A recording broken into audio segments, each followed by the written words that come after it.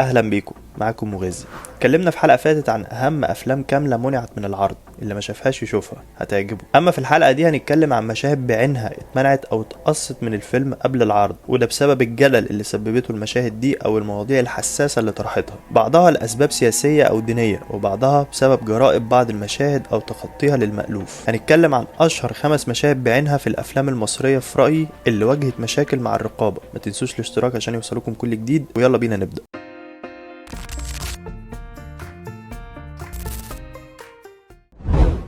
اول فيلم معانا فيلم المذنبون اللي اتعرض سنة 1976، اخراج المخرج سعيد مرزوق، سيناريو وحوار الكاتب ممدوح الليثي، عن قصة للكاتب نجيب محفوظ. الفيلم بيبدأ بجريمة قتل غامضة، البطلة الممثلة سناء كامل بتتقتل، والتحقيقات بتوصلنا لعالم كبير من الفساد، علاقات وسلطة وإعلام وبوليس، وكل شخصية في الفيلم كانت انعكاس لطبقة فاسدة في المجتمع. اللي حصل إن الفيلم لما اتعرض اتقلبت الدنيا. رئيس الجمهورية بنفسه ساعتها أنور السادات أمر بمحاكمة موظفين الرقابة الفنية لأنهم سمحوا بعرض الفيلم. 75% من مشاهد الفيلم اتقال عليها إنها تخدش الحق العام، بس الحقيقة المشاهد دي ما كانتش جريئة قد ما كانت فاضحة لناس كتير في مناصب حساسة. صحيح كان في مشاهد ممكن تكون غير لائقة، لكن الرقابة خدت مشاهد الإغراء حجة، وشالت معاها مشاهد بتتكلم عن الفساد وعن التعليم وعن الأمن وعن الإعلام. كل ده اتقص. الغريب إن الفيلم بالرغم من كل ده استمر في السينما حوالي 3 شهور، وكسب جوائز محلية وعالمية، وتصنف ضمن أفضل 100 فيلم مصري في المركز رقم 64.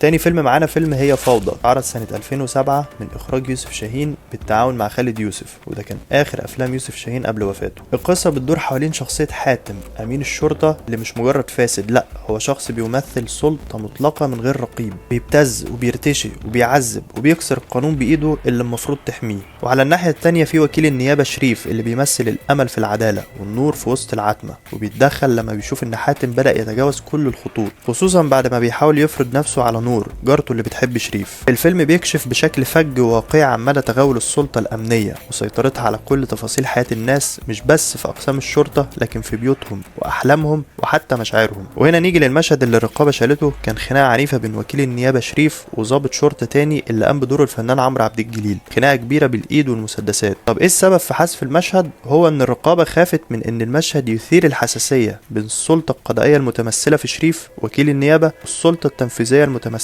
في ضابط الشرطة. الفيلم رغم الهجوم اللي تعرض له وقتها اتصنف بعد كده كواحد من اهم الافلام في الالفيه الجديده، وجه في المرتبه 81 ضمن قائمه افضل 100 فيلم عربي في استفتاء مهرجان دبي السينمائي الدولي.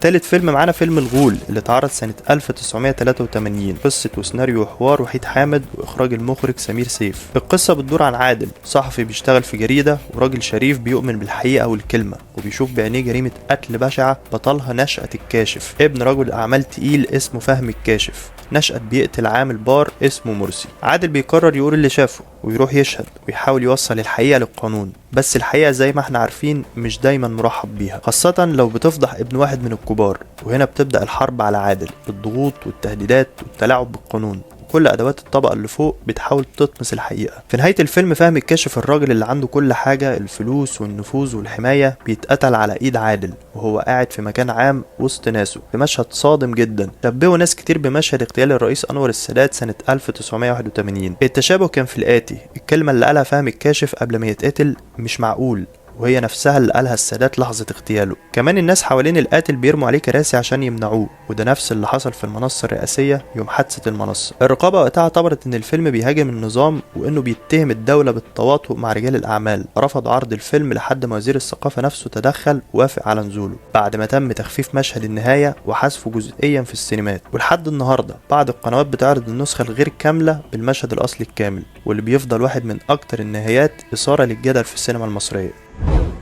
رابع فيلم معانا فيلم شحاتين ونبلاء، اتعرض سنة 1991، تأليف وإخراج المخرجة أسماء البكري، عن قصة لألبير قصيري. فيلم مختلف سوداوي وفلسفي وساخر، وبيحطك في دايرة من الأسئلة اللي ما بتنتهيش. القصة بتدور في يونيو 1945 في الأيام الأخيرة للحرب العالمية الثانية، لما بيقابل أستاذ جامعي سابق اسمه جوهر واحدة من بنات الليل، وبيقتلها في لحظة جنون، والشرطة بتبدأ التحقيق، والمحقق نور الدين بيتابع جوهر خطوة بخطوة وبيحاول يوصله. لكن اللي بيحصل له على مدار الفيلم مش مجرد مطاردة، ده بحث وجودي رحلة بيسأل فيها كل واحد فيهم نفسه أنا مين وإزاي وصلت لكده. الفيلم بيعتمد على أسلوب السرد الغريب، الشخصيات غريبة والحوارات عميقة ومليانة سخرية من واقع مأساوي، خصوصا واقع الطبقات المهمشة زي الشحاتين اللي بنكتشف إنهم عندهم حكمة ونظر أعمق للحياة من ناس تانية كتير. ونوصل للمشهد اللي اتشال من الفيلم، وهو إن في واحد من الشحاتين بيحكي لصلاح السعداني اللي بيلعب دور جوهر قصة عن انتخابات حصلت في قرية. وقت الفرز اكتشفوا إن الناس انتخبت مرشح اسمه حنكش، والفكرة إن حنكش ده ما كانش مرشح أصلا. فضلوا يدوروا عليه وفي الآخر طلع إن حنكش هو الحمار بتاع العمدة. الشحات بيختم القصة بجملة عبقرية ويقول الناس عايزة حمار بأربع رجلين مش باتنين بس. المشهد ده اتشال تماما من النسخة اللي اتعرضت لأن الرقابة اعتبرته إهانة للعملية الانتخابية وسخرية من الشعب والنظام في نفس الوقت. بس الحقيقة إن الجملة دي في 5 كلمات لخصت أزمة كبيرة جدا في السياسة والمجتمع.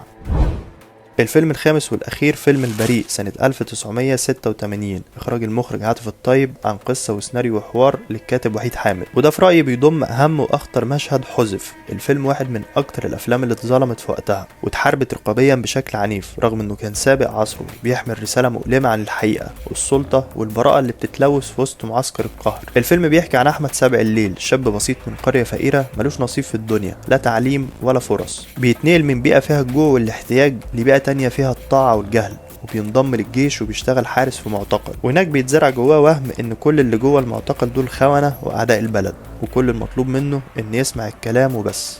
لكن الدنيا بتتقلب لما بيشوف قدامه واحد من المعتقلين، حسين وهدان، صديقه القديم اللي علمه زمان يحب البلد ويؤمن بالحرية. وقتها بيحصل الصدام اللي بيكسر كل حاجة جواه، بيرفض يعذبه وبيتسجن هو كمان معاه. وهناك حسين بيفهمه الحقيقة، بس الحقيقة بتدفع تمن غالي. حسين بيموت مقتول من التعذيب، وفي مشهد النهاية بنشوف سابع الليل بينفجر من جواه وبيقرر ينتقم. ودي كانت النهاية الأصلية للفيلم، مشهد صادم ومفجع. سابع الليل بيطلق النار على كل العساكر والقادة في المعسكر، وبيرجع لنايو رمز البراءة اللي ضاعت وبيعزف، بس قبل ما يرتاح بيقتله جندي تاني بريء ومغيب زيه. المشهد اتمنع، قال وقتها ان النهاية فيها تحريض وانها خطر على الامن وانها ممكن تفجر الغضب وسط المجندين. وفعلا بعدها بسنتين بس حصلت احداث الامن المركزي سنة 1988، واللي كانت فاجعة حقيقية. النسخة الاصلية من الفيلم اللي بتضم المشهد الاخير ده فضلت ممنوعة 19 سنة كاملة، لحد ما وزارة الثقافة وافقت في سنة 2005 انها تتعرض في المهرجان القومي للسينما كنوع من التكريم للفنان احمد زكي اللي قدم واحد من اعظم ادواره. الفيلم كمان بيحتل المركز 28 في قائمة